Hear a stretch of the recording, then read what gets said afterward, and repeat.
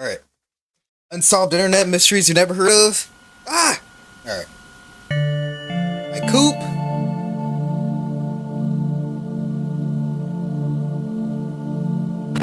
HanoiSpiritOfPlace.com is a website that is a deep mystery in and of itself. Wait, what did that say? Links to some. Hold on.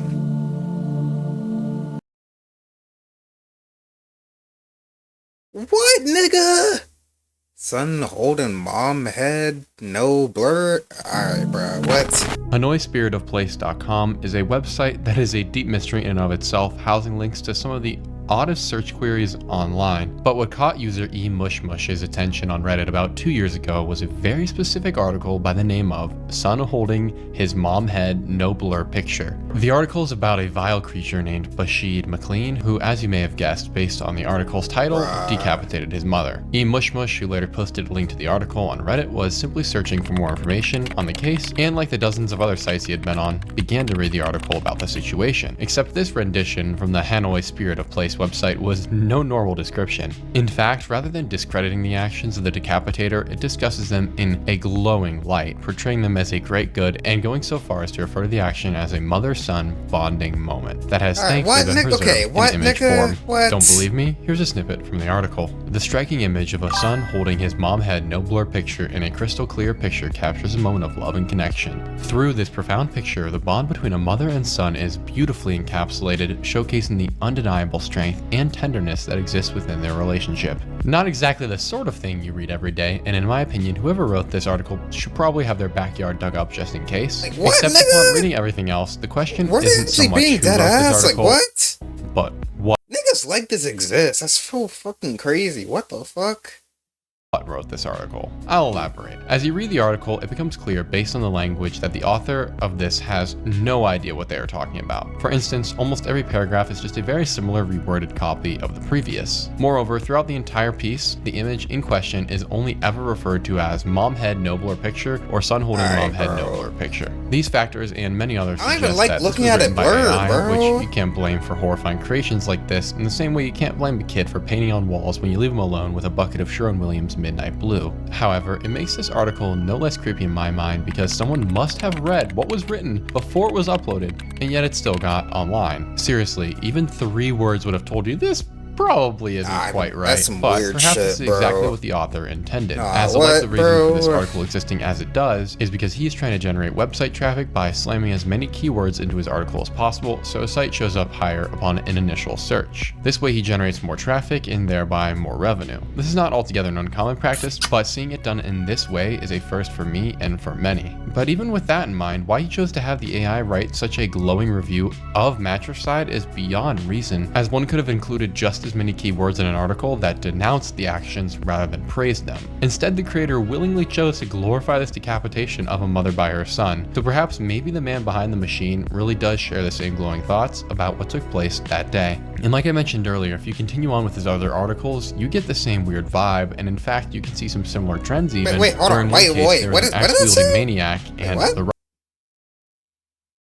And like I mentioned earlier, if you continue on with his other articles, you get the same weird vibe, and in fact, you can see some similar trends. Wait, I missed. Hold on. Other articles, you get the same weird vibe. It tears apart his nuts on a. Damn, nigga, what? Kid tears apart his nuts on a skateboard? What? Ugh, bro. Damn. And in fact, you can see some similar trends even, where in one case there is an axe-wielding maniac, and the writer is far from decrying the actions of the sadistic perpetrator. So bizarre, but only the beginning of our journey today, a warm-up set, as it were. Back in 2013, an anonymous user posted to 4chan's X-board talking about a mysterious game he'd uncovered, and in his own words he said the following. Hey/X, my dad bought a CD at a computer expo in Rochester, New York a few years back. The CD itself was for some engineering software, but there was a second CD inside the CD case. There was no design. Are you niggas that actually, like, use 4chan? Like, cause like, I've always known what that was, but I never actually met anyone in real life that used that shit. There's some, like, weirdo internet shit. Like, I know, like, Reddit users and, like, Twitter users and, like shit like that, but, like, I've never met a 4chan user in my life. That's got to be some like real like weirdo shit, bro.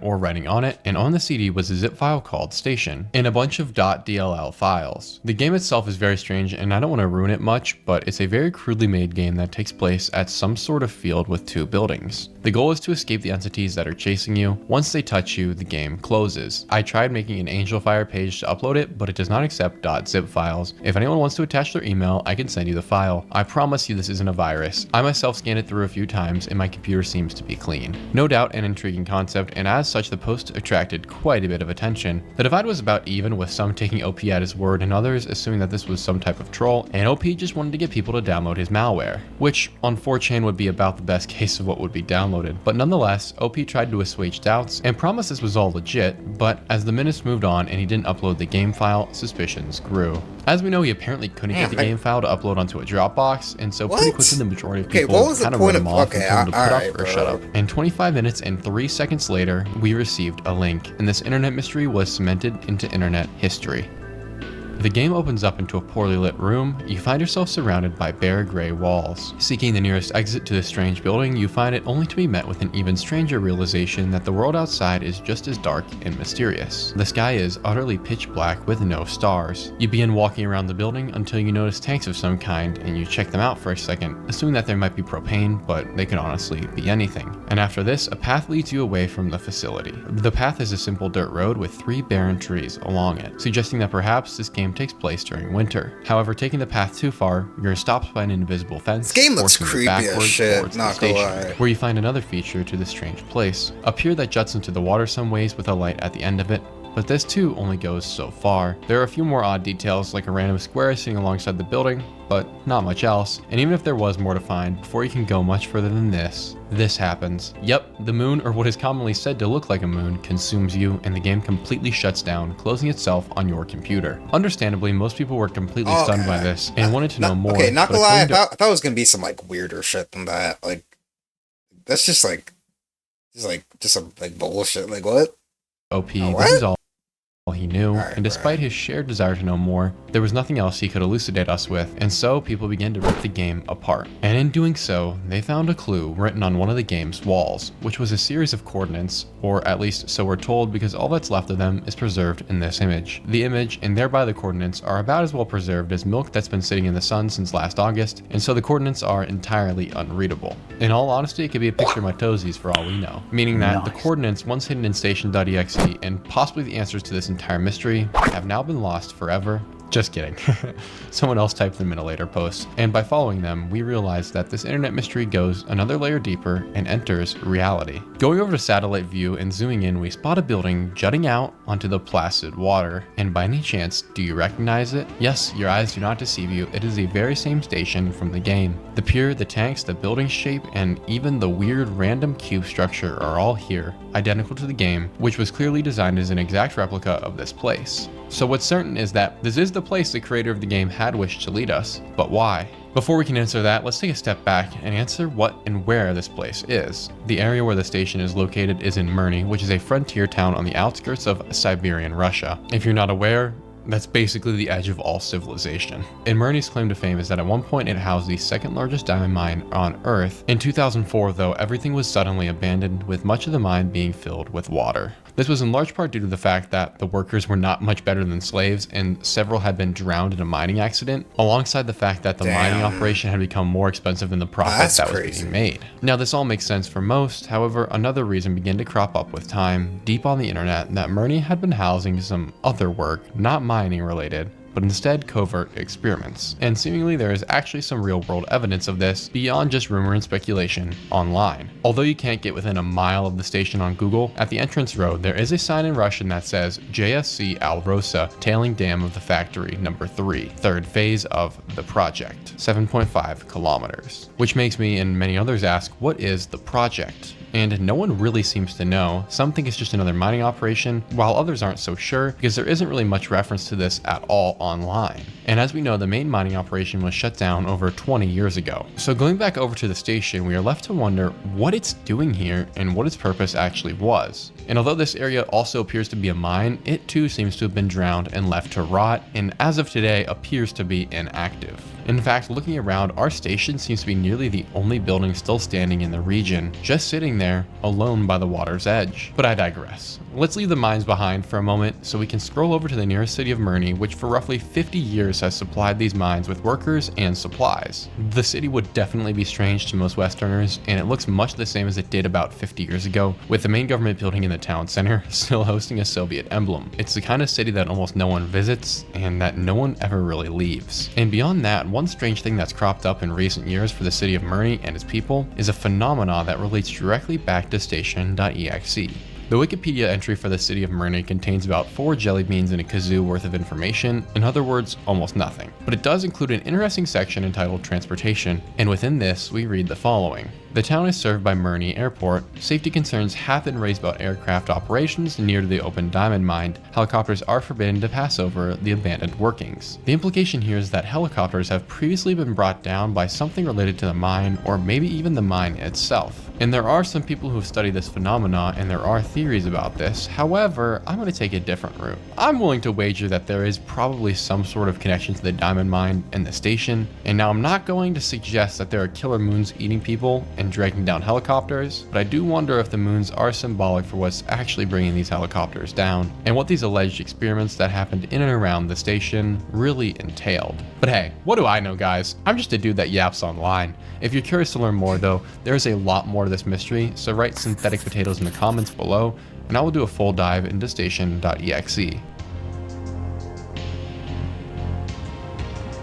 This is the video that inspired me to do another Instagram Mysteries upload because, boy, this is crazy. William Banks is by all appearances a convict imprisoned in the state of Connecticut for what his website states as being 5 counts of larceny in the 6th degree. He began his sentence on November 15th and was meant to serve a total of 8 months and would have gotten out on July 15th of 2025. Except he got out early.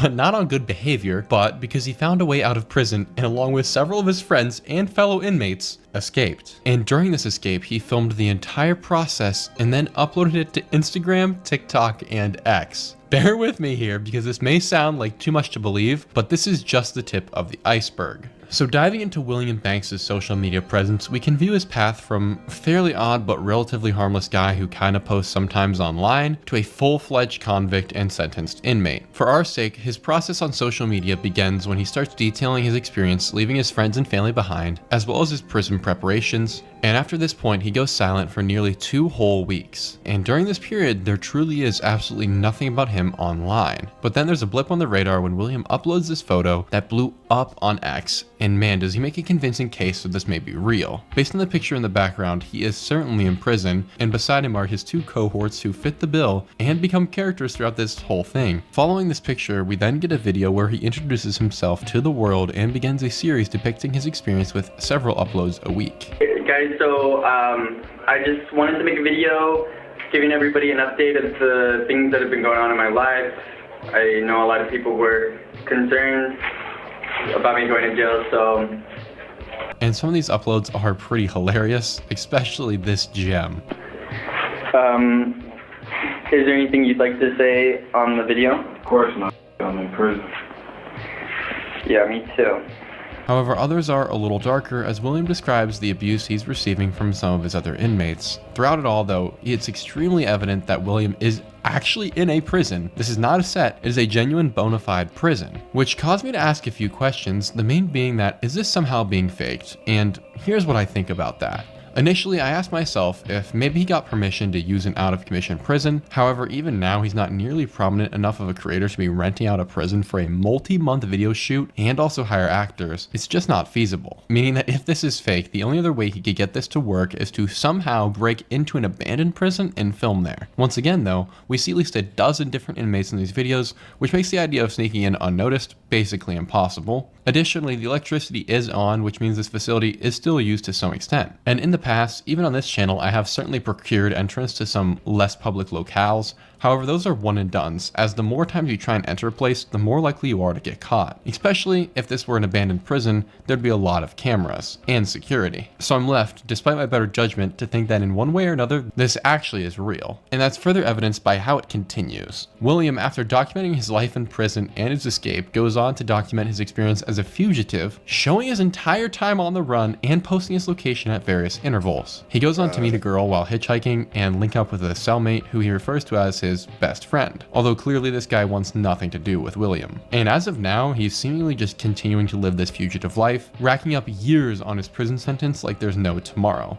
What was originally an 8-month prison sentence for several misdemeanors and slightly more elevated crimes, of which he had served at least half of, has now become at least a 15-year stint in the clink if this is all real. In fact, in one video alone, William added something like 10 years to his prison term because he managed to upload to Instagram a video of him and his chick dancing with guns in a motel bathroom to the Black Eyed Peas of all things. I can't even make this stuff up. And fugitives, I should add, possessing guns in the States is a big no-no. Almost as much as getting caught dancing with that hairline, bro. But seriously, my gut tells me this has to be fake, at least in some way. But I just don't know how that would be possible. Fake, I also know and have met people this stupid. They really do exist. So it's within the realm of possibility. Okay guys, I was in the middle of filming the end of this video and editing it. And then of course I had to look up William Banks one last time, make sure I had all most recent information.